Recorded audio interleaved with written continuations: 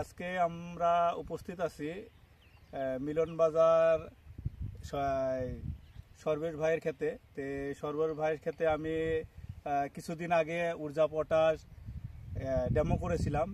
ওনার মুখের থেকে শুনবো ঊর্জা পটাশের কীরকম রেজাল্ট পাইলো, আর আমি ওনার মুখের থেকে শোনার জন্য চেষ্টা করবো আর কি।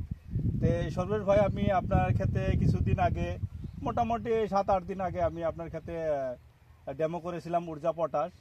ঊর্জা পটাশ দেওয়ার আগে আপনার ক্ষেতের কিরকম ছিল আর এখন কিরকম হয়েছে অল্প আমাকে জানাবেন। মানে আমার ক্ষেত্রে তখন যখন ওষুধটা মারলো তখন খুবই ডেমি কমা ছিল। বাদে ভাই আইলো, তাহলে আমি একটা ওষুধ দিই, ডেমো করে দেখো, তার বাদে রেজাল্টটা কি হয় না। আমি বললাম দেন, আমি দিয়ে দিই।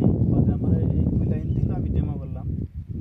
ডেমো করার বাদে সপ্তাহ হইলো আমি ডেমো করছি, কিন্তু সপ্তাহ আমি 2 দিন বাদে রেজাল্ট পাইছি। তার মানে পাতা দেখলে তো বোঝা যায় যে ওষুধটা কাম করবো না করবো। তো এই ওষুধটা ভালো, আমি আরো 2-1জনকে বলে দিয়েছি এই ওষুধটা মারবেন। আপনি এখন দেখতে পারেন যে আগা পাতাগুলো, দাদা আপনাকে অল্প আগা ডেমিগুলো দেখান অল্প।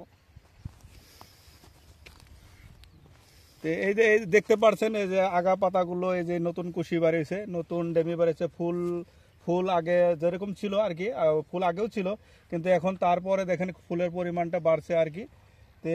আমি সর্বেশ ভাইকে বলবো আরো 2-4 জনকে এই ঊর্জা পটাশটা ব্যবহার করার জন্য অনুরোধ করবেন আর কি। আর রেজাল্ট ভালো পাইছে যদি সবাইকে বলবেন আর কি, রেজাল্টটা কিরকম আছে। না, আমি বলে দিয়েছি সবাইকে, আমি বলবো আরো লগে একজনে বলে দিয়েছি, সে মরিচ খেতেও মারছে, মরিচ খেতেও ভালো আছে ইনশাল্লাহ।